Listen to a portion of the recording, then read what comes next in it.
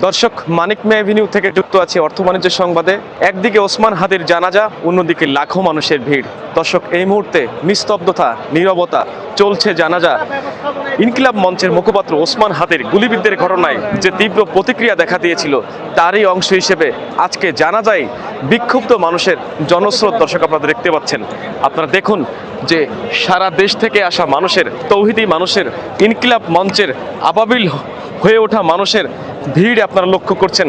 আপনারা দেখছেন এইমাত্র জানাজা শেষ হলো এবং জানাজা শেষ হওয়ার পরে সবাই কিন্তু আস্তে আস্তে বের হয়ে আসবেন। দর্শক, আপনারা জানেন যে সারা দেশে কি পরিমাণ আলোড়িত হয়েছে, পাখির মতো ছুটে আসছে সবাই এই ওসমান হাদির জানাজায় অংশ নিতে। ইতিহাস, বাংলাদেশের ইতিহাস মনে রাখবে। না জানি সর্বশেষ কি পরিমাণে এত জনস্রোত মানুষ দেখেছে কারো জানাজায়, এবং কারো জানাজায় মেট্রো রেল থেকে শুরু করে ঢাকা শহরের প্রতিটা পয়েন্ট কিভাবে স্তব্ধিত হয়েছে, কিভাবে হতবিহ্বল হয়েছে, কিভাবে বিক্ষুব্ধ জনতার স্রোত এই জানাজার পথে ছুটে এসেছে এবং লাখ লাখ মানুষের স্রোত।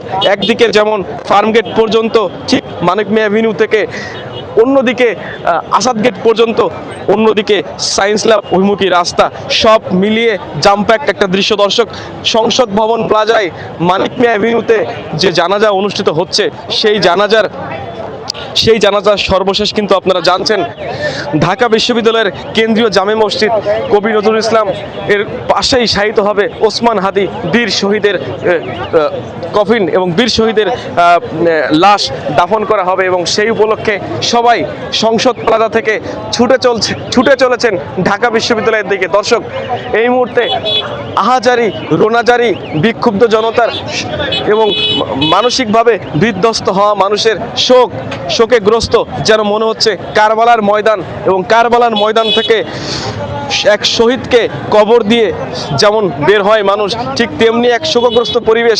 কবর কিন্তু এখনো হয়নি, ওসমান হাদি কিন্তু এখনো পর্যন্ত এই পৃথিবীর বুকেই আছেন।